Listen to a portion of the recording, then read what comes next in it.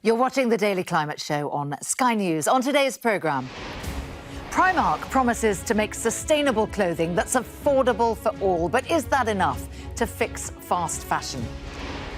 More than 70 arrests made after climate activists caused chaos on the M25 for the second time this week. And the magic of mushrooms, the company that's come up with a new solution for insulating homes.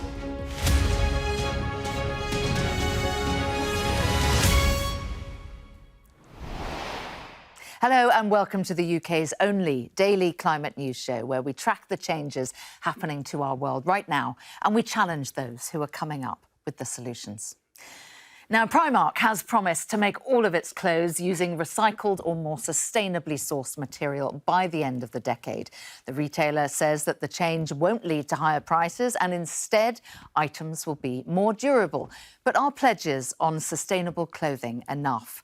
Well, let's just take a look at the scale of the problem. The fashion industry is responsible for around 10% of the world's carbon emissions. Textile production alone contributes 1.2 billion tonnes of CO2 every year. That is more than the carbon footprint of international flights and shipping combined. And it's estimated that 1.5 trillion litres of water is used by the industry a year, with up to 20,000 litres of water needed to produce just 1 kilogram of cotton. And in the UK, the fast fashion industry contributes to the £140 million of wearable clothes that go to landfill every year. For many, it's the go-to shop for affordable fashion. And Primark wants to become more environmentally friendly without being more expensive. By 2030, the company aims to use only recycled or sustainably sourced materials and halve the emissions it produces. The level of ambition in these statements is fantastic, but we really need to see the detail. And the society is demanding that these companies no longer just pay lip service to the idea of a low-carbon society, that they really actually make these reductions.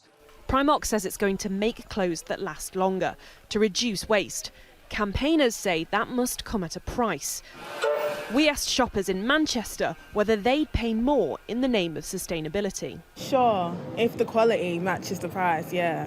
We're students and we're on a bit of a budget, so it needs to be affordable for us as well. If I can get it for cheap and I like this high fashion, then I don't really bother where it comes from as long as it looks good on you. At Beaumont Organic, they strive to make trendy clothes without following fleeting trends. We're very slow fashion. We only produce 2 seasons a year and there's quite limited styles and stock within that. It's about limiting waste because that's a very big issue within the fashion industry, is excess stock at the end of the season. They use recycled and organic materials, so they don't rely on harmful pesticides to grow their cotton. And they say their clothes can last for decades. But you won't find anything in this shop for less than £50. That's a lot of money for many people. Setting ambitious sustainability targets is one thing. Meeting them is another. And if the talk is of buying less to last longer, staying profitable and ethical could be a fine balance. Becky Cottrell, Sky News, Manchester. Well, we'll be discussing whether the fashion industry is doing enough to become more sustainable in our daily climate show debate. And today I'm joined by founder and managing director of Seahorse Environmental, Isabella Gornall, and Dame Julia King, Baroness Brown of Cambridge, chair of the Carbon Trust and member of the House of Lords. That's coming up for you in just a few moments' time. Now, in some of today's other climate news, a fire at a National Grid site has shut down an interconnector power cable linking electricity supplies between the UK and France. The National Grid has issued a statement saying there currently is a sufficient buffer of spare capacity to operate the electricity system securely over this evening's peak demand period. And the government has announced the winners of a £23 million competition to help international shipping reach net zero by 2050. But shipping leaders called the funding a drop in the ocean in an open letter to the Chancellor and say that the government must co-invest £1 billion to decarbonise the sector. Transport Secretary Grant Shapps had this to say about the letter. Although £1 billion is a huge amount of money when you take that in the round of what it costs to build ships and the sector as a whole, that kind of money flows in pretty regularly from the private sector. Now the government, and I can't preempt what the Chancellor will say at the spending review, but the government will do its part in leading this industry. We want absolute zero by 2050 in maritime. So that's not just about money, it's about making sure that we get the right diplomatic backdrop to all of this as well. Now, the 2019 to 2020 Australian wildfires released more than twice as much carbon dioxide into the atmosphere than previously thought. That's according to a study published in Nature. And a separate paper has found that the smoke from those fires travelled thousands of miles before settling on the water, triggering a phytoplankton bloom bigger than Australia itself. Scientists say that the findings highlight the complex links between wildfires and ecosystems. And today is the 50th anniversary of Greenpeace beginning environmental campaigning. The movement started when a ship carrying a group of activists left Canada for a small island off the coast of Alaska in an attempt to stop the US government testing nuclear devices. Well, Greenpeace say that its goals in 2021 include stopping new fossil fuel projects and making green recovery fair for everyone. Now, more than 70 people have been arrested after climate protesters blocked parts of the M25 for a second time this week. Motorists faced long delays while activists sat on the roads, stopping traffic in Hertfordshire and Surrey to demand government action on home insulation. Our correspondent, Inda Brady, has more. Well, this was the second time in 3 days this week that climate change protesters have caused chaos on Britain's busiest motorway, the M25. On Monday, there were a total of 98 people arrested, and many of them have been arrested again today. This time round, they targeted 3 separate junctions of the M25, one at Dartford in Kent, one at Reigate and Leatherhead in Surrey, and one near here at South Mimms service station on the northern section of the motorway. They're from a group calling themselves Insulate Britain, and their bottom line is they want the government to do more in terms of insulating social housing across the United Kingdom. So dozens and dozens more arrests. What the group did was they glued themselves to the road, the slipways off the M25. It took dozens and dozens of police officers hours to safely remove them and then arrest them. So this is the second time in 3 days. Now, the activists have apologised to motorists. There was some social media postings. People will have seen videos of very angry confrontations between drivers and the protesters. But the activists have said that they feel very, very bad about what they've been doing,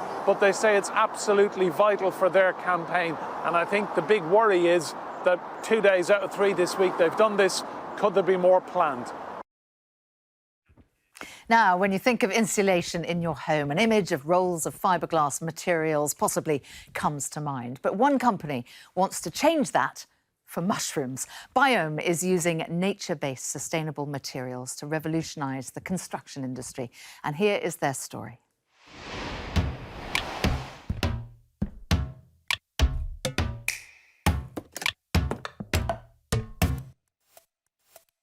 I found that there were huge amounts of waste coming out of the construction industry. So I developed a construction system, and then we realized there was a major problem around the materials in the industry, and therefore we started to focus on developing our own materials.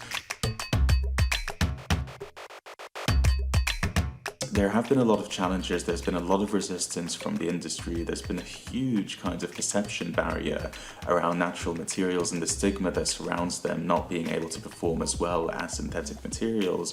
But when we started testing against accreditation standards, we realized that we're actually outperforming the synthetic materials, and that really created that shift in mindset. The climate crisis is, one of the biggest existential challenges that we've ever come across as a species. And so for us to continue to grow, we have to have a positive impact. We can no longer just be sustainable or have a kind of carbon neutral approach. We need to go beyond that, and we need to look at carbon negative approaches and ways in which we can always add value and have a positive and regenerative impact on the environment and society with all of our practices.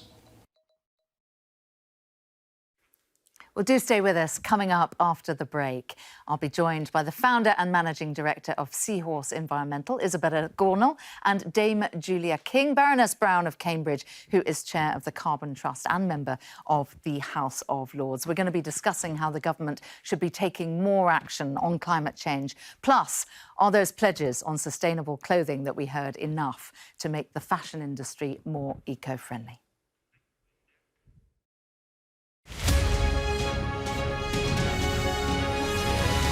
I've been involved with WaterAid since around 2016, and a few of us went to Mozambique in 2017 to highlight the problems that people in the developing countries have with the lack of clean water. And I saw firsthand the amazing work that WaterAid do in providing clean water, not just clean water, but the resources and all the things that people need in order to maintain and have clean water in these communities. And the year after I went there was a big drought in Mozambique, and then the year after that there was a flood. So climate change seems to affect the poorest countries the most, and so I guess this campaign is about highlighting the need for funds that the developing countries need. We're asking for a third of the UK's climate budget, which in total is about £14 billion. So we're asking for around £4 billion of that to go to the people in the front line, the people that you can see who are highlighted, sort of, I guess, represented in these sculptures, people like them who need the money the most in order to help with the climate change and the effects it has on their communities. I guess it kind of highlights the issues, the very real issues that these people have, and the fragility of water. They're created by a company called Icebox, and they represent the communities in Colombia, Mali, and India as well, and Burkina Faso. So they're beautiful sculptures, and it kind of reminds me of when I was in Mozambique and watching the women in these communities having to travel miles in order to get clean water, and the effects that has in communities. It's a kind of a feminist issue as well, if you think about it, because these women are taken out of the communities because they have to spend most of their time during the day walking miles and miles and miles to get clean water, and quite often that water isn't even clean, so their children get sick, and it has a huge knock-on effect. So I think that having access to clean water is a human rights issue as much as anything else. And so, this is what WaterAid do. They sort of bring attention to the issues that these communities face, and how important it is for people all over the world, especially in developing countries, to have access to clean water.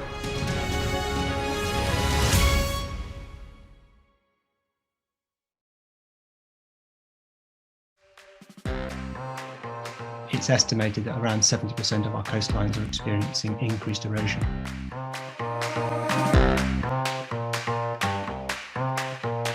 We start with a steel structure that we put into the seafloor. We then pass a very small electrical current between what we call an anode and the cathode, and the structure itself is the cathode.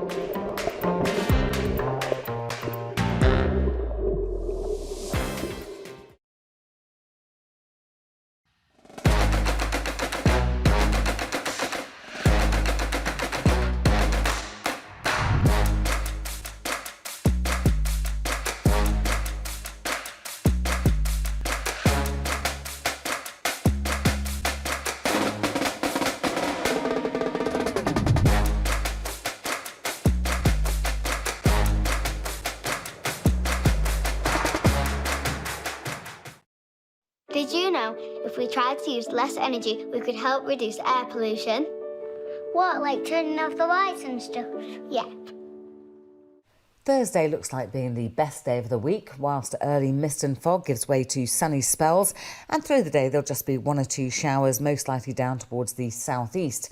Temperatures up to 22 degrees Celsius, that's 72 degrees Fahrenheit. Later though, we'll find some wet and windy weather starting to make its way in from the west. Well, these rather changeable conditions may not be ideal, but it does mean in terms of air quality that pollution levels are likely to be low right across the country. The Air Quality Report, sponsored by Philips Air Purifiers. Hello and welcome back to the Daily Climate Show here on Sky News. We're getting straight to discussing the climate issues of the day. That is with the founder and managing director of Seahorse Environmental, Isabella Gornall, and Dame Julia King, Baroness Brown of Cambridge, who is chair of the Carbon Trust and also a member of the House of Lords. So good to see you both tonight. The big story of the day, of course, is that political reshuffle going on, still going on. But from what you have seen, starting with you, Isabella, net, are we longer or shorter environmental champions in the senior ranks of government? Thank you so much for having me. I must say, I think actually we've seen a very positive shift with Michael Gove going in to sort of deal with the housing department. It's a very big challenge for the government right now, especially this autumn. We had been waiting for the heat and building strategy for a very long time. And I think that Michael is the perfect person, having seen what he did when he was Environment Secretary, to be able to actually champion such a tough issue, but also make sure that there's a strong environmental aspect throughout that. OK, so thumbs up there from Isabella for Michael Gove. To housing, what would you say, Dame Julia? Well, Michael Gove would have been the one person I would have highlighted as being hopefully a positive. The heat and building strategy, of course, is a beige strategy, although one would hope that MHCLG will have a big input to it. One of the things Michael Gove has on his desk is, of course, the new planning bill.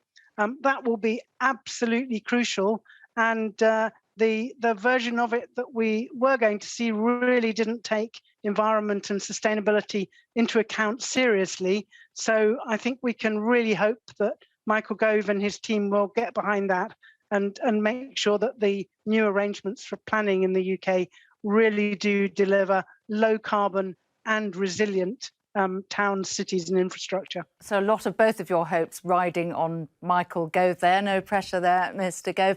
What about Treasury, Isabella? Because we haven't seen any changes there yet. And of course, Treasury hold the purse strings, don't they? So key to getting the money to these climate goals.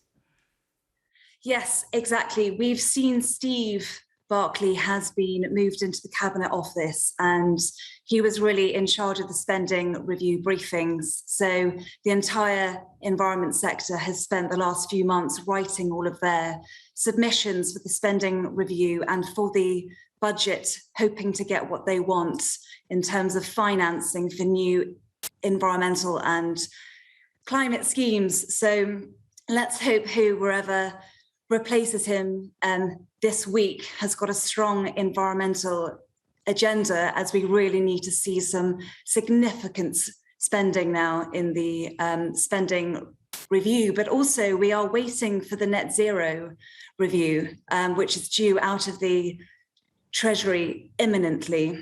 And that's going to really be a bellwether for us in terms of how much responsibility and ambition the UK government wishes to set ahead of COP. You've both mentioned the heat and building strategy. We're still waiting for it. It's been long promised, hasn't it?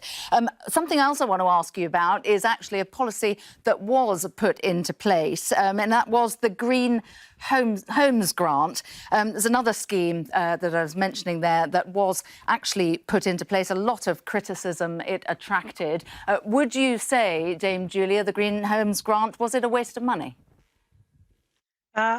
No, but I think it was right to stop the part of it that the government did quickly, that they obviously hadn't got well enough prepared for, which was the grants to people to individuals wanting to install low carbon heating and more insulation. But I think what's been really, really disappointing is the fact that we still don't have a replacement for it. We still do have the local authority part of it going on, which is supporting local authority homes and some other community kind of projects. That I think is being very successful. We don't hear very much about that. That needs more funding going into it. But we do need a replacement for the grant to support householders, because we do need to really tackle the emissions from buildings. Emissions from buildings in the UK are something like 25% of our CO2 emissions. They really aren't coming down fast enough for us to meet our net zero target. So this is an absolute priority for the government, and people need help, and they need to understand what they can do. And of course, at the moment, replacing your boiler is a distress purchase. If your boiler goes, then you desperately need something, particularly if winter's coming on. So, people need to be able to plan, and we don't know what support there's going to be at the moment. Yeah, and time is ticking, isn't it, Isabella? 47 days till COP26. So what would you say the government absolutely must prioritise to credibly host that climate conference in Glasgow? Yes, as you say, only 47 days, and yet we are very far off meeting our net zero targets.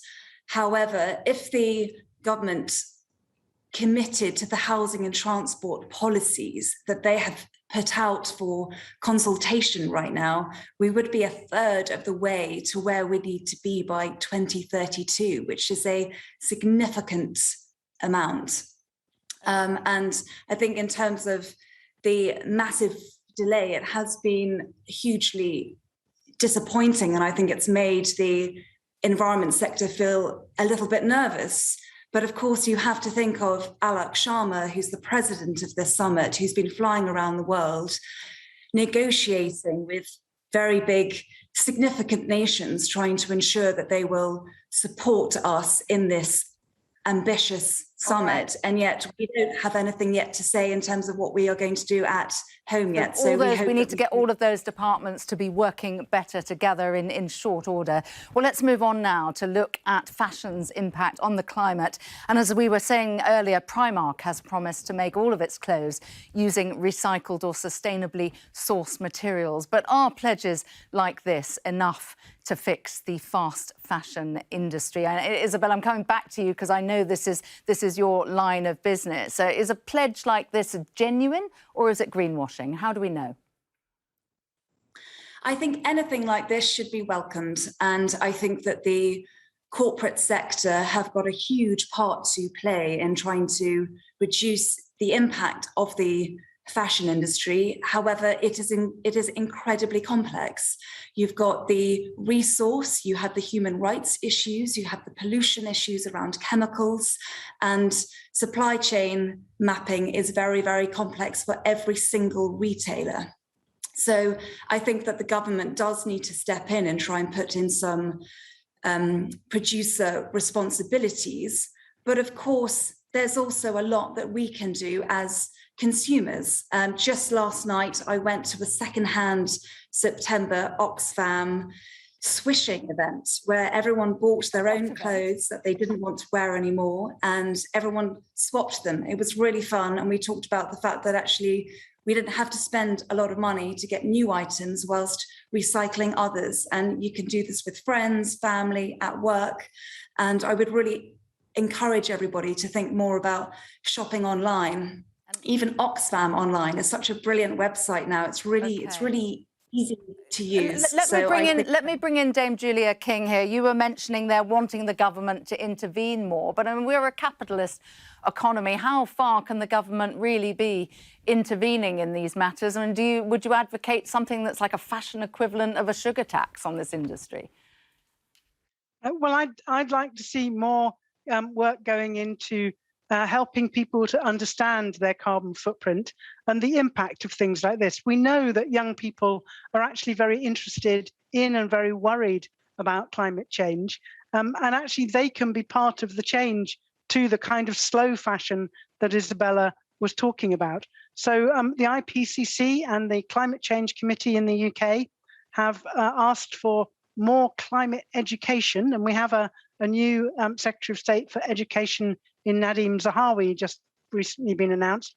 And I think this is a real challenge for him, is that we should make climate education absolutely core to the education of young people in the UK, so that people understand the impact of fast fashion and so that they can think about whether that's an appropriate thing for them to do, and actually so that the people who work in the fast fashion industry can put pressure on the companies they work in to think differently about this, to think about new business models, different ways of providing us with fun and enjoyable clothes that have less impact on the environment. And it's been good to see, some of these apps starting up where people are being encouraged to sell their secondhand clothes and give them another life. All right, really good to talk to you both tonight. Such important issues. Isabella Gornall, Dame Julia King, thank you very much for your time on Sky News. That is everything from us for tonight. Joining me on the show tomorrow to discuss all of those big climate issues will be Jen Allen, lecturer in international relations at Cardiff University, and Mohammed Addo, director of Power Shift Africa.